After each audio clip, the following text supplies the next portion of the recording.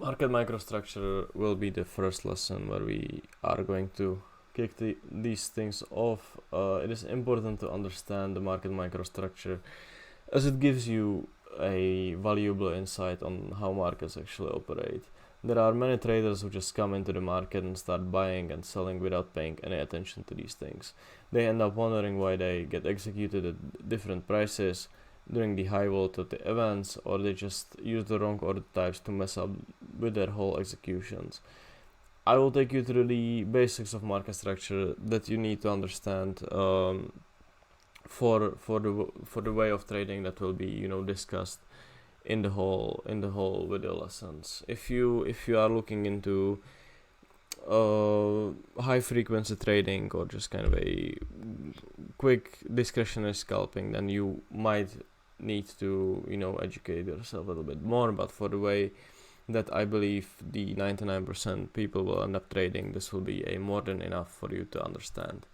So what is the market microstructure? Market microstructure studies the inner workings of financial markets. It covers how prices are formed, how markets operate, the traders' behavior, structure of different exchanges, commissions, and so on. If you go to an exchange and place a buy or sell order, it usually takes just a microseconds for your order to execute, which will obviously end up you being in a trade. Although all of this is very fast, it is quite a complex process for your order to get executed. And what is the most important is the fact that you need to be matched with a counterparty for your transaction.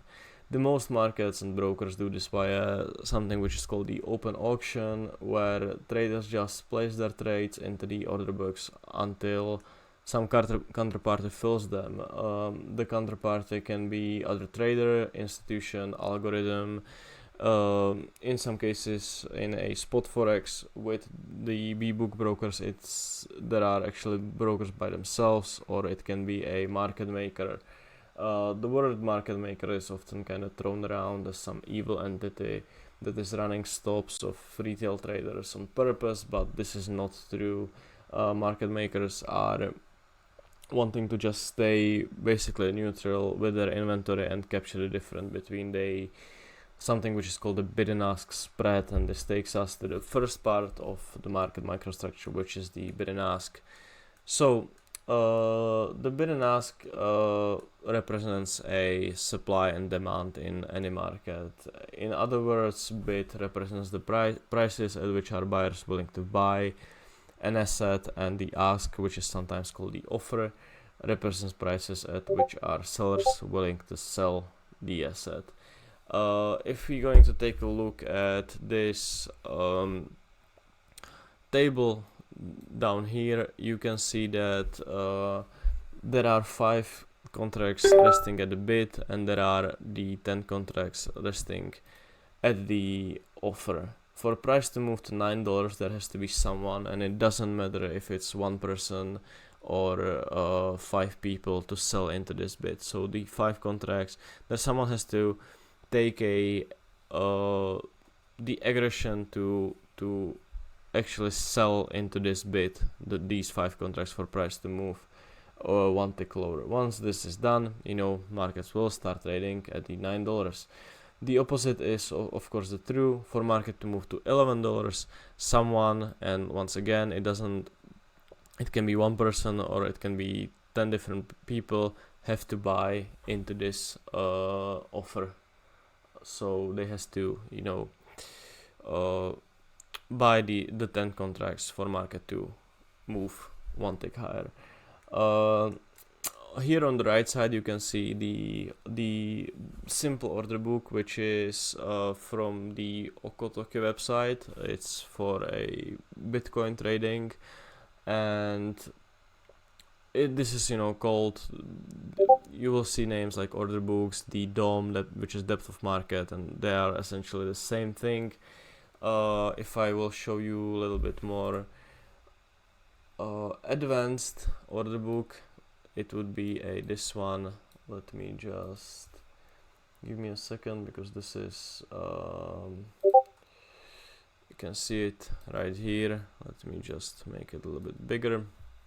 This is the DOM for a 10-year German bonds, and once again you can see that buyers, the bids are resting in this blue column right here, and the offers are resting here at the red column on the right side. So for market 2, and you can see here is the spread, which is this price right here. So for markets to move one tick higher, someone has to buy all these offers, and you can see how this is a slow market, but still these things move quite a bit. If you will trade something like Bitcoin, you will see how fast these things will be and how quickly these bids and offers are actually getting pulled.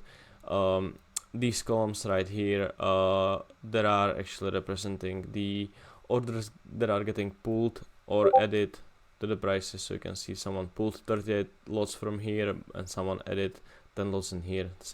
Obviously same as the opposite. This is often a good indicator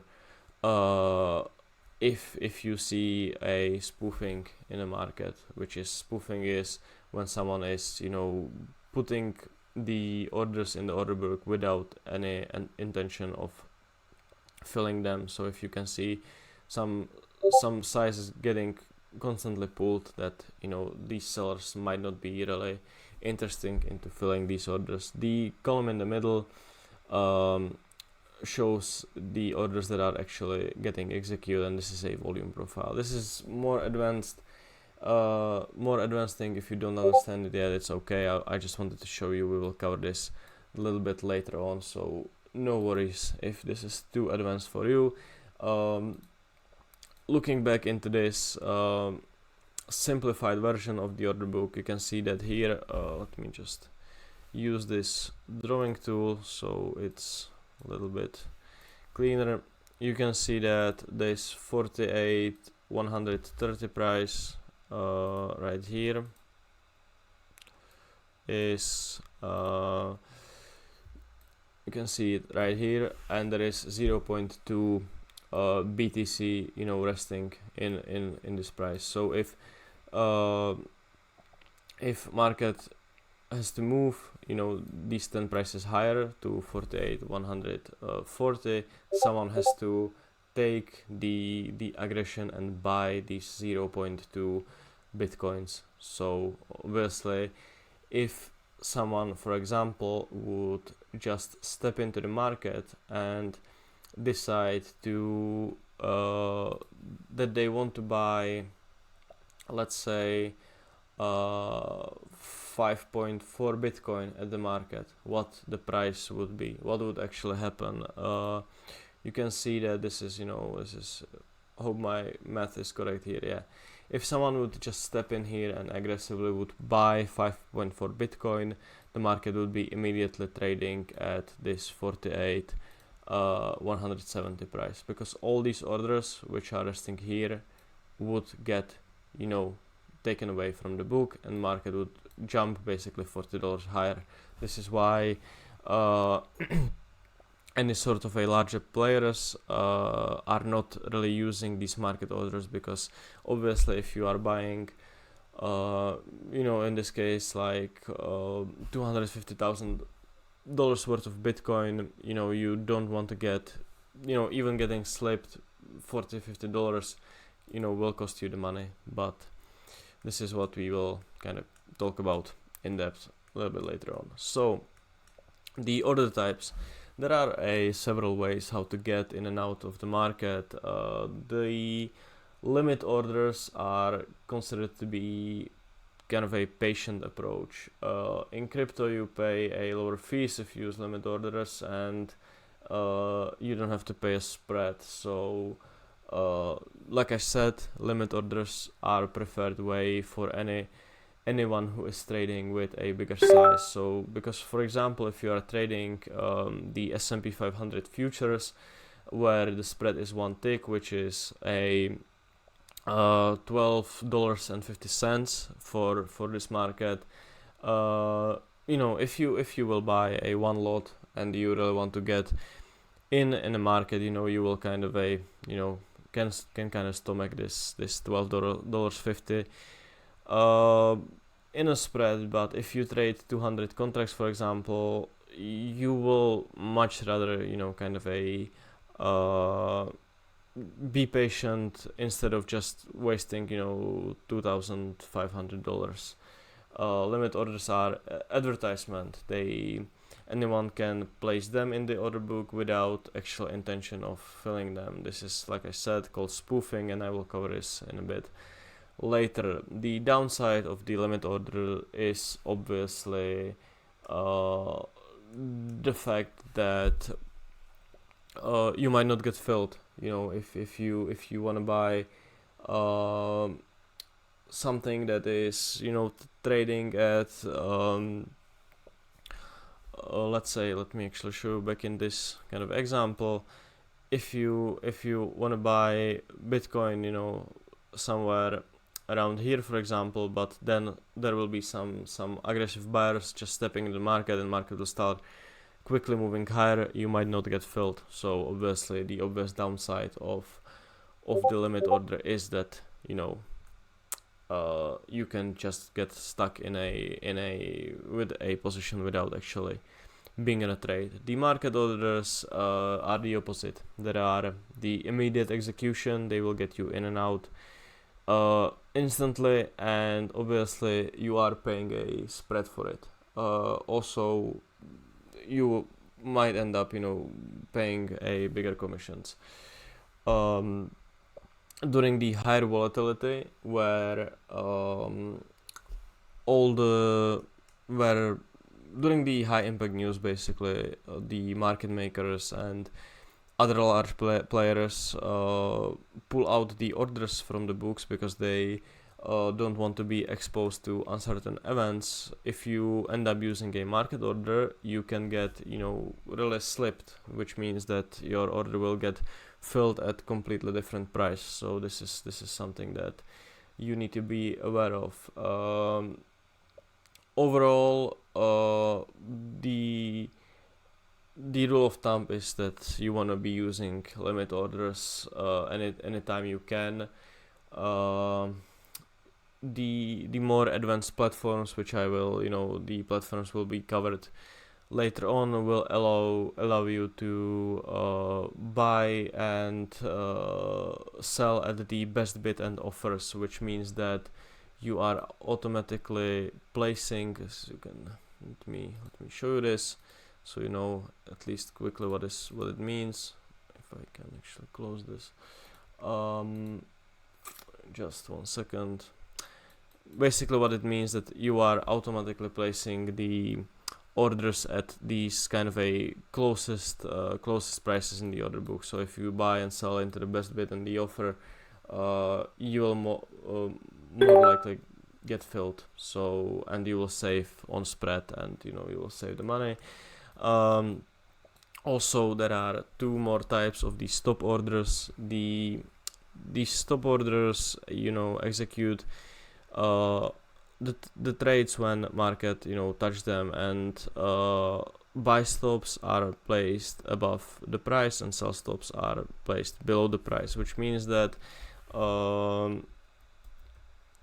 obviously they are used as a stop orders. Obviously, if you for example market is going up, you will buy here and you will place your stop order below the market. Let me just draw this again because obviously it disappeared. You will buy here, you will place a stop order below the market, so if price goes against you, you will get you will be out from a trade. You don't want to be in it anymore. But also the stop orders, if for example market is going up and it's currently right here, and you are working with kind of an idea that you only want to buy when market is going to break this level of resistance, you can place a stop order above the current price, which will get triggered if market will trade it from below. So you will be automatically triggered in a position at this place. This is, in my opinion, not the best way to trade, because you will see more often than not market will do something like this. But there is the option. Obviously the same goes for selling. There are also advanced order types, which are the iceberg orders that are market orders that are not visible in the order book. These are often used by larger players because obviously they can hide their intention and just you will see them once they get executed. The limit chase, this is a type of order that is chasing the price at the best bid and offer. So you are still using a limit orders which is following the price. For example, this often happens when market is let's say you want to buy here, and market will come into your level and it hits the level, but it's not going to fill you. And this can obviously happen as well because if at this price point you have a 200 contracts to be bought, for example, and this is often the case in a tick market such as bonds and sometimes the S&P 500 as well. This is not going to happen to you in crypto because how thin these markets are, but in some of these thicker markets, this was thing that was happening to me in bonds almost daily. Is that if you have a level where you wanna buy, you are using a buy limit order and there is already 200 orders resting in this price point, and you wanna buy, let's say, 2 lot. If you put it here, your 2 lot will, it's basically a queue, so there will be 202 lots resting there after you put your 2 lot in, but you are the last in the queue, so market can hit the level, and for example only 150 orders will get executed and market will move higher. So this means that 72 lots will kind of stay unfilled at the level. So what something like limit chase is doing, that once the level gets hit and you didn't get filled, it will start chasing the price on the best bid and the offer usually. So this is one of the more advanced orders, and it's pretty useful if for these types of situations.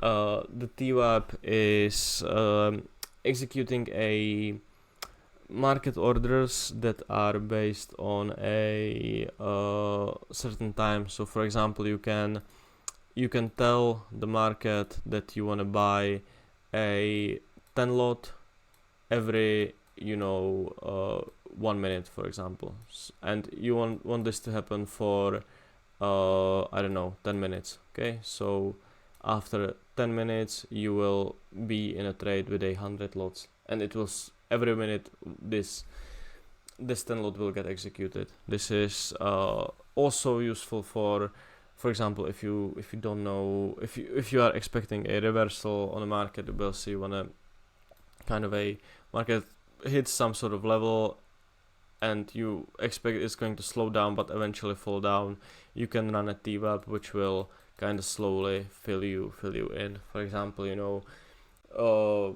if you are trading crypto during the weekend and first thing on Monday you expect a reversal to the downside, from here, but it's Friday afternoon or Saturday morning, you can run a TWAP for 2 days which will build up your short position, and hopefully market will sell off on Monday. This is not something I personally use, but there's a way. You can also plot a TWAP as a indicator on your chart, so you will see this kind of a average price for any given day or week. Also, a lot of brokers are using in crypto are using it for a settlement prices, the price of a TWAP, so it can be a important level for an indicator. I will show you this a little bit later on in the videos. The spoofing is this sort of a illegal practice which, like I said, you are putting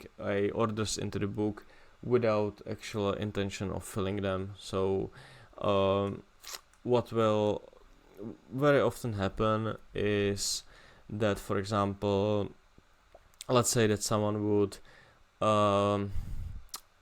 this 2 ticks above the price, there wouldn't be this 1.1 BTC offer, but let's say that someone would place a 100 bitcoins here at the offer, in here, which is unusual size for this kind of a order book here.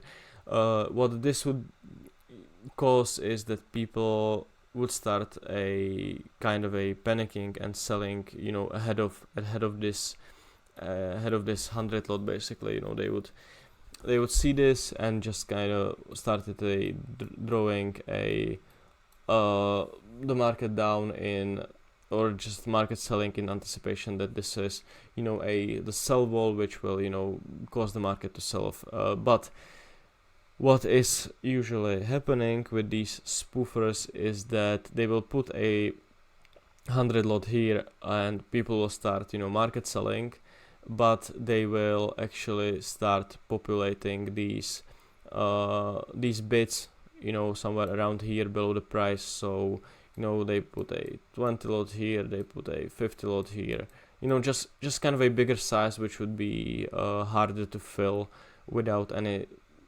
this, basically. And once they filled the size they want to be on the buy side, they will just cancel this order here, and this whole kind of a narrative for price to go down is all of a sudden gone. People realize this is a spoof and they will just start buying, and market will move down, and the person who spoofed the market is now sitting with 100 lots or more on the bid. So this is how basically spoofing works. And there is a book called Flash Crash, which I'm sure most of you know, and if you don't, it's a really good read, so you might want to pick that up. So market participants, it's important to understand who you are trading against. People in crypto always talk about whales, but they don't really understand how these kind of entities operate. You can separate market participants basically into 4 groups, and they differ based on the market. Okay, it's not the same entities go into the same markets with the same intentions, but to have any kind of a general overview, at least we'll just go with it. So you have a retail traders and speculators. These are discretionary traders usually, or they can also be systematic, but they trade directionally and want to profit on a long or short market fluctuations, basically. Also in this category is some kind of a proprietary trading firms or a hedge funds, basically, that still just kind of a speculate on the price movements in the future. Some of these are then running some unusual strategies like a carry trades, which is trading the spot and the futures contract, which I will also cover a little bit later on.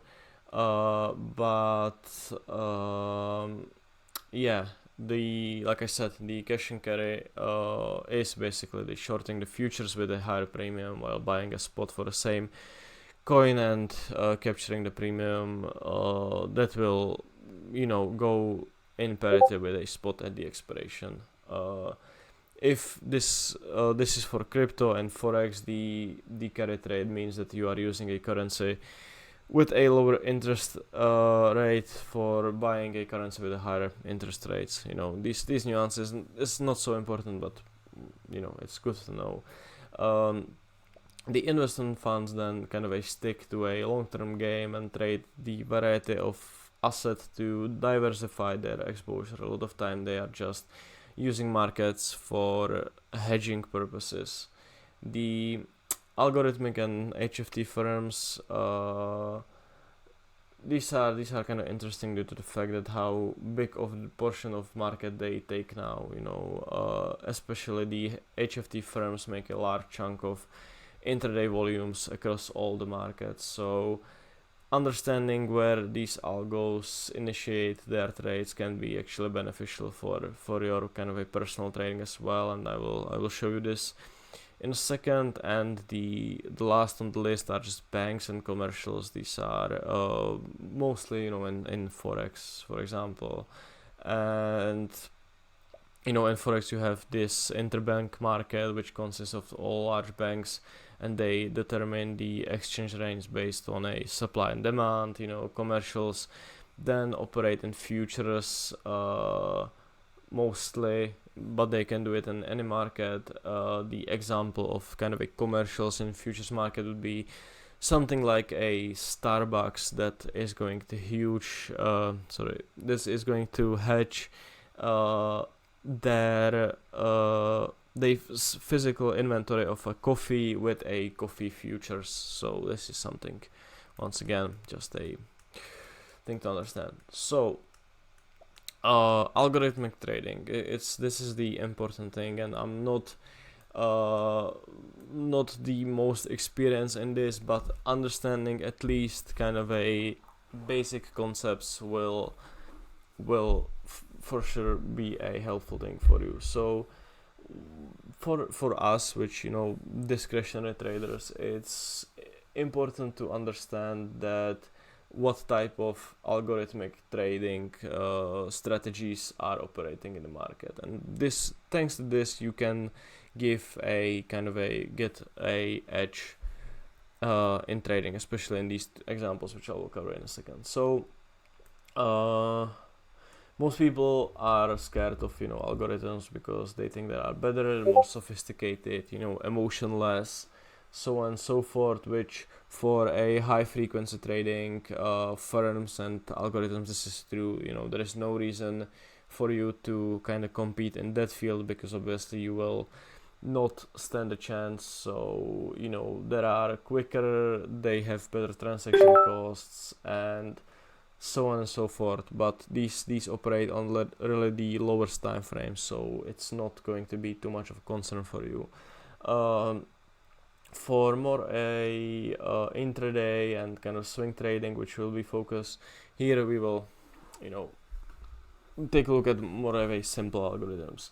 So there are basically two types of algorithms that operate in the markets. The first ones are the delta neutral systems, which means that you don't have a directional exposure to the underlying asset, but you make money capturing spreads, doing the arbitrage, doing the carry trades, and so on. So one of the delta neutral strategies is market making. As I said, this has a quite a bad reputation of being this kind of a evil entity in the market, but this is not actually true. Goal of a market maker is literally a make a market. They provide a liquidity for both sides, and their goal is to just capture a spread between those prices. Without market makers, you would have to find someone else to willing take the other side of your trade, which can be obviously an issue in some thin markets, especially in crypto and so on and so forth. So in this slide you can kind of see a simplest situation of a market maker. This is obviously the ideal way, which is not often the true, but the market maker, you have a $11 at the offer, $9 at the bid, and what market maker is doing, he will sell the one contract here, then it will buy it back here, and he's just capturing this kind of a spread between those prices. Obviously this is a kind of a unrealistic thing, because markets rarely trade simple like this. Markets are moving up and down. So for example, if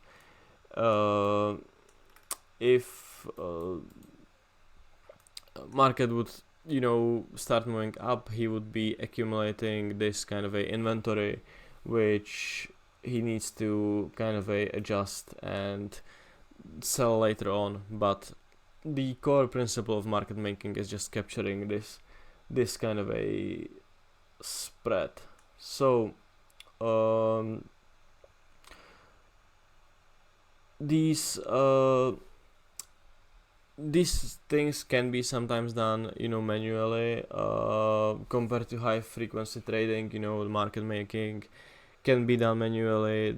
Other delta neutral strategies can be, executed manually, but you need to understand how competitive these things are, especially kind of a arbitrage in crypto, which is obviously profiting on the mispricing of assets at the different exchanges. These things will get quickly noticed by algorithms. So if you want to do these things manually, then you might have a little bit of a hard time to do it. So, but you can still take a look into it. You might find something useful for yourself. There are also a more of a simpler algorithms that are directional, and although obviously they have an edge in this sense, they are emotionless.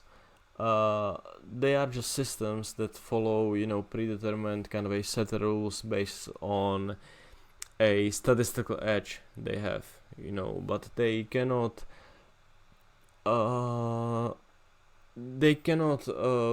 adapt to changing market conditions quickly, because obviously their edge is in this a statistical long run of taking a thousands of trades, for example, but every trade can be a little bit different. So obviously this is the same for a retail traders, but there are basically two types of strategies that are implemented, also by algorithms, but also by a retail traders, which is mean reversion and a trend following. So mean reversion is just betting on a market that will return to the mean, and you can see it right here. Market is trading in this kind of a tighter range here, but once it moves up, the mean reversion strategies will trigger and bet on the market to kind of a comeback. The trend following then just follows the directions of a trending market. In a trend following strategies, you will often see tools such as the TWAP, which is this time weighted average price, which is like I said, buying a smaller chunks over a predetermined period of time. So these are basically two types of a strategies that almost basically everyone is running. But when it comes to algorithms, you can find a way on profiting on these. So for mean reversion, it usually happens when markets hit some unexpected types of events. When if you, for example, remember, this was during the COVID and post-COVID, when you had this lot of kind of a unexpected news when it came to the COVID vaccines, or for crypto this was when for example, when Elon Musk announced that Tesla bought Bitcoin, these things will obviously skyrocket the prices to the one way or another, and the mean reversion algorithms cannot adapt quickly enough to these new pieces of information. So they will trigger the mean reversion trade, but market will just continue to go up, which will force them to cover in just a seconds later, and this is kind of where you where the more pressure is created for the move to the upside. So this is where you can essentially benefit these things, and you will see it later on a footprint and delta and things like that, where you can see where some like large entity was forced out of the trade, and you will be able to latch into it based on that.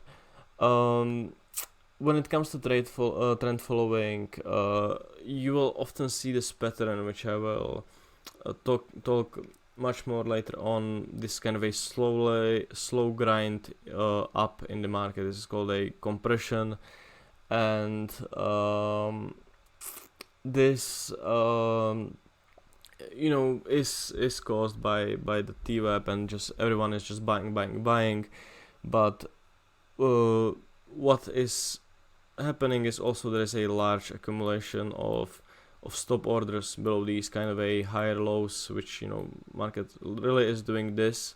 It's just grinding up. Everyone is getting long all the algos, and also all the traders are just accumulating these stops into below these kind of higher lows, and especially the algorithms will kind of track them automatically. And once market reach out any kind of a significant level, which these algos cannot really determine easily, you will just get these quick kind of a flushes throughout the whole compression, which will give you the opportunity for a trade. So that's about it. I will talk about this a little bit later on. I just wanted to kind of demonstrate how you can profit on these kind of a systematic systems where you will have these different kind of a opportunities and in these conditions. So the last thing I want to talk about are the exchange types, and there are a lot of markets you can trade, and you can separate them to basically two parts, which are the centralized and decentralized exchanges. For the type of trading that I cover in these videos, you want to stick to trading at centralized market, ideally futures that will be used in all examples going forward. For those that are trading crypto, this can look a little bit confusing, because there are also kind of a decentralized exchanges in crypto, such as Didex, for example. But what I mean by this is that the centralized exchange will have a basically a visible order book, and kind of a everything. The decentralized exchanges in crypto, and crypto by itself is a decentralized market, but it's traded on a centralized and decentralized exchanges, which the important thing here is that they have a public order book.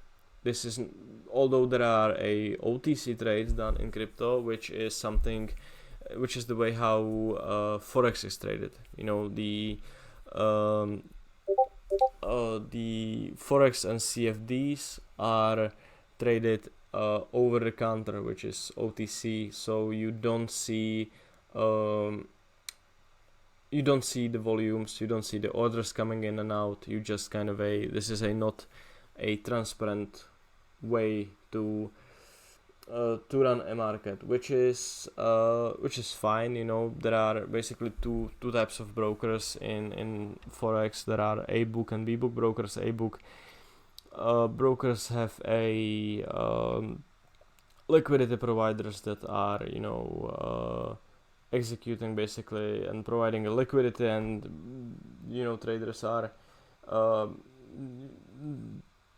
taking this ECN model basically, where they are just trading at throughout these liquidity providers. And there is also a B-book model, which means that brokers are opening the counterparty of a trades for their clients, which is not a best thing to do, best situation you want to be, because obviously brokers can then widen the spreads during lower liquidity and stuff like that. So it's not really a best way to do it. But there is a lot of brokers in forex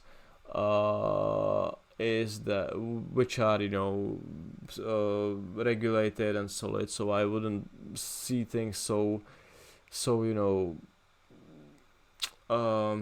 pessimistic. Also, what is the funny thing, which most people don't know, is that even if you have a book broker which has all these kind of a liquidity providers and everything, they can still decide to run a B-book model and trade directly against their clients. So it doesn't really matter. And like I said, I'm not saying you cannot make money in trading forex. I know a lot of people who do, but you should be just aware of these different structures that exist for this market. And when you don't see a volume and the orders, it's kind of a can be kind of an issue, especially for this strategy that I am about to kind of cover. Like I said, you wanna be stick into this in this site. The centralized exchanges have a public order books. Every order that happens, you can clearly see it. The futures are traded on CME. COMEX, which is trading a gold. NYMEX is trading a crude oil. CBOT is then trading bonds. But these are just exchanges in the US. You have Eurex, you have ICE, you have all these different exchanges, but they are all centralized, with a visible volumes. The cryptocurrencies that are then traded on FTX, Bybit, Binance, Coinbase, Bitfinex, and even these decentralized exchanges in crypto, like I mentioned, the DiDEX, for example, they still are transparent with the volumes. So that's kind of important things. And then stocks are traded at the New York Stock Exchange and London Stock Exchange and so on and so forth. I'm not going to be covering stocks that much, or honestly at all. So stocks are just also the centralized market. So this is going to be it for the basics of the market microstructure. I hope you understand all the concepts of the important things, which are looking at orders in the order book and using the advanced type of order books. They will be covered in the future. So let's jump into the next one.